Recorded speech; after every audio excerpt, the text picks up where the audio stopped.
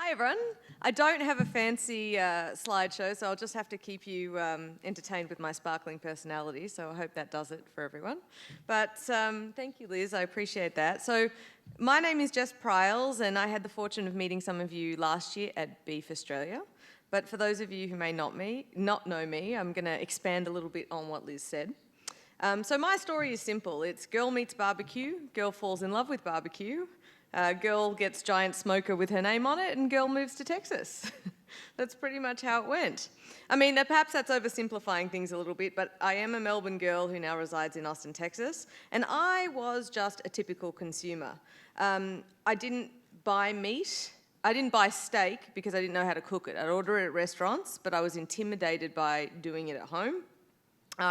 Embarrassingly, I actually used to just buy porterhouses because I thought, oh, I can just cut that fat off all in one go, which is like, pains me to admit that to you now, but it's true. But a trip to Texas and a chance tasting of smoked beef ribs changed all that. As I bit into that tender, peppery, smoky flesh, it was sort of as though the clouds parted and some rays came down and angels began to sing, and it was really a religious experience. And that revelation set me on a journey to learn more about barbecue and the meat behind it.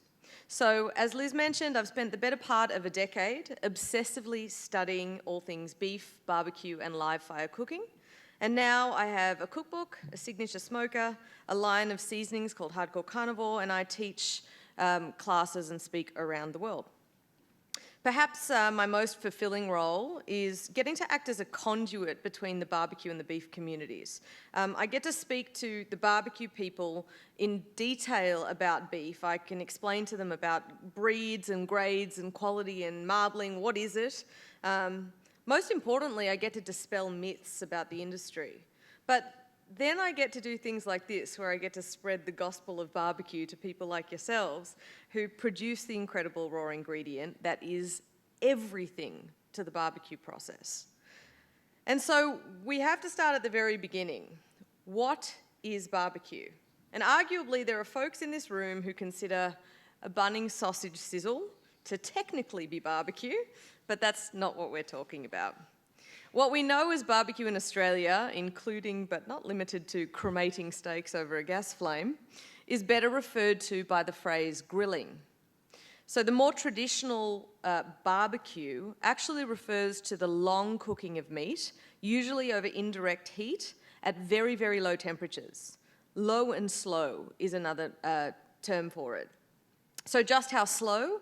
Well, a decent-sized brisket usually averages 12 to 16 hours cook time. And that doesn't even include the prep time or the rest time, so it's quite laborious. Brisket, of course, is the shining crown jewel of Texas barbecue. And the history of Texas barbecue is an interesting one. Much like parts of South Australia, Central Texas in the late 1800s was home to German and Czech immigrant groups who founded communities there, and each town had a meat market or a butcher shop and servicing the needs of the community. And as is still the challenge today, some cuts were of course more popular than others, and the butchers often found themselves left with tough cuts like brisket. So they applied their German smokehouse techniques using local woods like oak and mesquite, and Texas-style barbecue, as we know and love today, was born. The cooked product was sold by weight, just as the raw item would have been, perhaps with a jar of pickles or a sleeve of crackers to make it a complete meal. The function of this cooked barbecue also served a crucial role during the cotton and the harvest seasons, when the populations of the small towns would swell with seasonal workers. And while local restaurants couldn't keep up with the demand, these meat markets could ensure that the workers were fed and ready for toil, while also getting rid of that extra meat. So we see today the German smokehouse and meat market legacy both in the iconic Texas barbecue sausage, which is fondly referred to as hot guts, which is a very, very coarse ground but 90% beef sausage, but also the modern tradition of serving barbecue on a tray lined with butcher's paper, with the meat being sold by the pound just as it was back then. So at its core, barbecue was born from the necessity to turn less desirable cuts into something saleable and something palatable. a way to get rid of cheap meat, if you will. But despite these origins, the new generation of barbecuers have learned that the quality of the product makes a tremendous difference to the outcome. On a restaurant level, you can see that impact as the great defining divide between good and bad restaurants. And in fact, since I was unfortunate enough, because he's such a great speaker, to follow Anthony, Anthony was one of the first people in Australia to sort of see where barbecue was going, and of course opened Vic's Smokehouse at the fish markets. So it's really come a long way. But the great restaurants ensure that they use high quality and well-marbled beef. And of course, quality and palatability are the hallmarks of the Angus cattle and the careful genetics programs associated with it. So you flash forward to modern day, and we now understand, and this is really important, that the physical size and quality of the meat is imperative to successful barbecue. This is particularly true of brisket, because one of the biggest challenges to Australian barbecue, which really has been popular in the past 3 to 5 years. It's still in its sort of adolescence, but it's growing tremendously. But one of the biggest challenges at that time was the average size of the briskets, because really, if you'd walk into your average butcher, they were getting in yearling cattle, and you'd be getting a rolled, completely trimmed brisket flat. What makes brisket so perfect for smoking is the network of collagen that runs through the muscle, which is converted to that wobbly, tender gelatin during the long, slow cooking process. But it needs to be a physical minimum thickness in order to ensure that magical transformation. Because an overly thin or lean brisket flat will result in a leathery-like finish, no matter how much care is taken during the cook. And in fact, Tim Britton is someone else who can attest to the popularity of barbecue. And I'm sure when we all start, we come out with some leathery briskets at the very beginning. And that's when it becomes chopped beef sandwiches.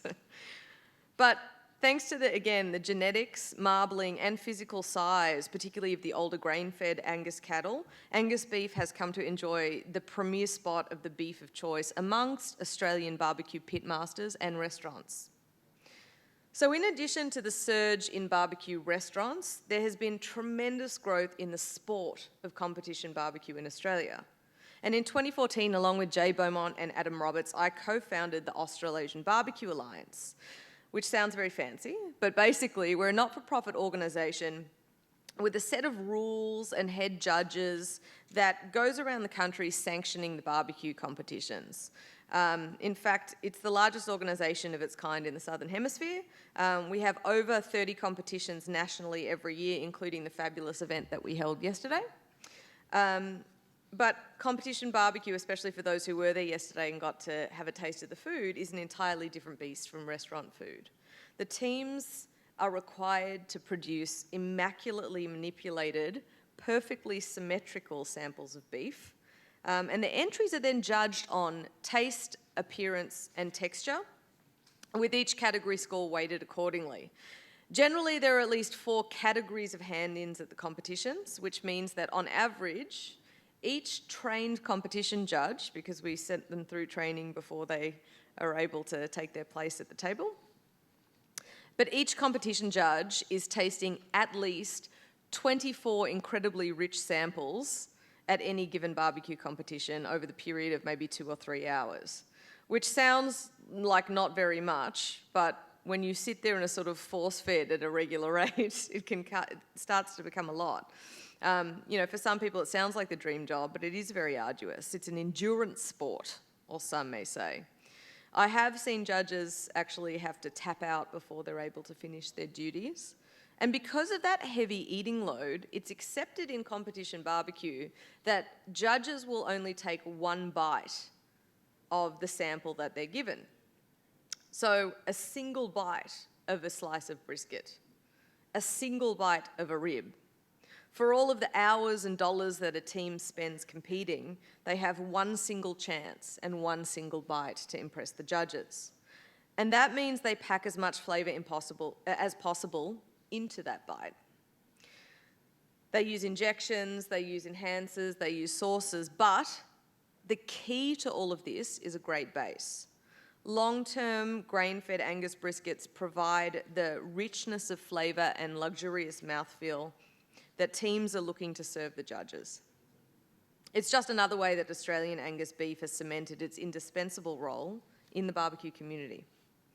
And for proof of how imperative quality beef is in the competition world, look no further than your local Angus reserve team led by Wingham plant manager Grant Coleman. In 2018, he secured second place at the Houston Livestock and Rodeo Cook-Off using Angus Reserve brisket. And just this past February, as the very first team to ever be invited back as part of their international program, he brought a few extra briskets over to hand over to his new American mates. And guess what won? Out of 250 teams, to the Texans, who eat quite a bit of beef, just to be clear. So it was a pretty amazing win. But aside from single-handedly raising the value of a subprimal that accounts for 4% of total hot weight, barbecue has done as much for the beef industry as the tomahawk has. I mean, if I told you, 10 years ago that the consumers were going to be willing to pay a premium for 8 extra inches of bone they couldn't eat, would you have believed me? And? Best, right?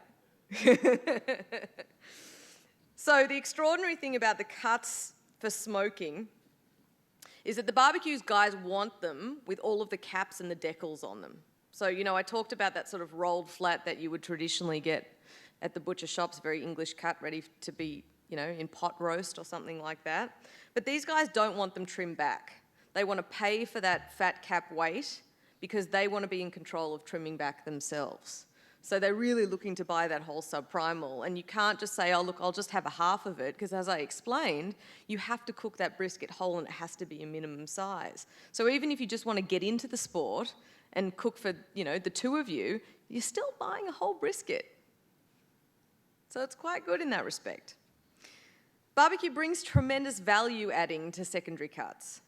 Brisket is undoubtedly, of course, the most popular and well-known, but other traditional cuts include beef ribs, both the chuck and plate ribs. Clod heart or bola is another good one, which is taken from the shoulder area, and beef cheeks, which actually can cook up like little mini briskets with all that gelatin in there. But the future of barbecue in Australia continues to grow, with new restaurants, new caterers, and new competition teams materialising all the time. The future does not need to be limited to the traditions, however, and I did explain how that low and slow cooking process produces that tender, fall-apart meat. But modern barbecuers are also exploring the smoking method as a flavour addition, not merely a technique. So there's a big push towards smoking steaks. Whole cube roll is an obvious one, and as you mentioned, we don't need help moving cube rolls, but as we saw in the barbecue competition yesterday, let's do a strip loin instead. And let's encourage them to buy the whole thing, because as we know, the whole thing smokes up with a better result. You can't smoke individual steaks, or you can, but you're risking getting it wrong. So we're also discovering there are some fabulous tougher cuts out there out of the hindquarter that do really well when smoked to a medium rare. So the iconic Brazilian cut picanha, better known as rump cap, is one of those ones that responds beautifully with 1 to 2 hours of smoke, sliced nice and thin against the grain. Or the triangular muscle from the bottom sirloin, better known as the tri-tip, often also confused as each other and sold. But as long as you're selling it, that's what matters. I suppose all in all, the beef and barbecue relationship is symbiotic.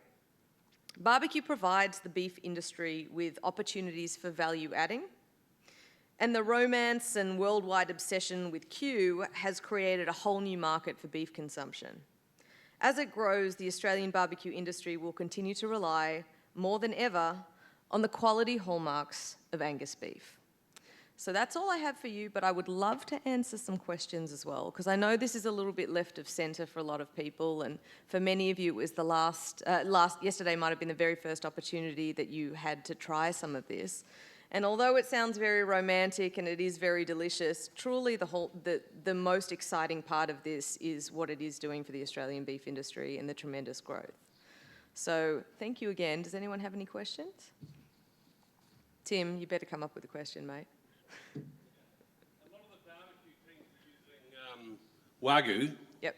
if I can use that other breed name.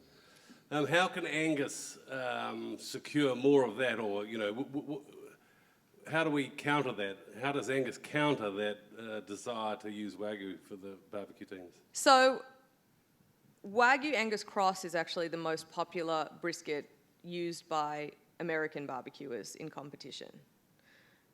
The only reason is, especially, I went over to the States before I moved there, and I remember visiting with some dear friends of mine now who have a barbecue competition team in a little town, and they said, well, they got that new Wagyu beef, and it's a type of Angus.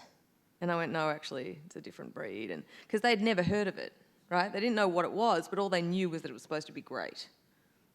Supposed to be good, don't know why, costs more money, therefore it's good. There's already been a tremendous push, certainly in the States and here as well, with the CAAB program, with the Verified program, to prove to people why Angus is quality. And it's really just a matter of education. It's a matter of walking out there and saying, hey, do you know what marbling is? Do you know why fat is important? Do you know why this makes it more delicious? Because that's what you need. So it's not that you need the Wagyu, you just need your brisket to be beautifully marbled. And guess what? Our genetics do that. We get to that size. We can get you that luxurious mouthfeel. So it's really just an education, and obviously a winning thing. When the teams start to win using the product, everyone else sort of looks over and says, I want to do what they did. So that certainly helps as well. And that's taken its place in the industry through sponsorship as well. I know with Anthony was single-handedly responsible for pushing Ranges Valley out as one of the big brisket suppliers back in the day, because everyone was looking to Anthony for low and slow when they couldn't get what they were looking for from their butchers. So it's just a matter of...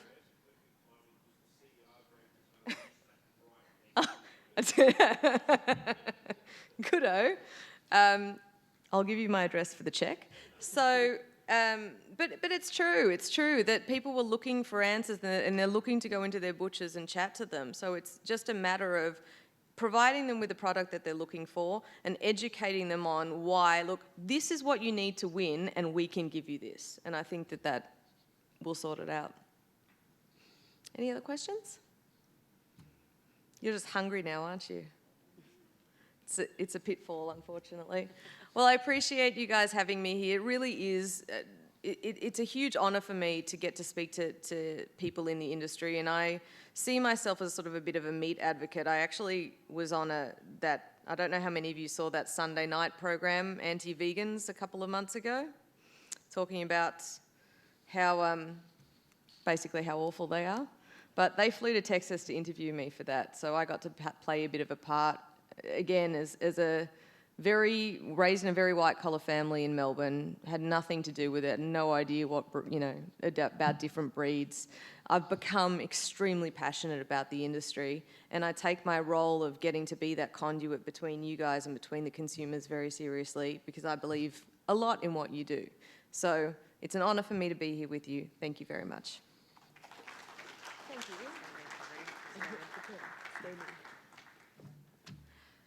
Just again, thank you to Jess. She certainly did a great job last night, kept us all on track, did some great presentations with the brisket and tri-tip demonstrations, and certainly I have learnt quite a bit from Jess just in the 24 hours that I've been with her in this trip. So please join me again in thanking Jess for her contribution for us since she's been here. Thank you. Thank you. Love your work. Thanks, Liz. Appreciate it. All right, well, picture before you go. All right.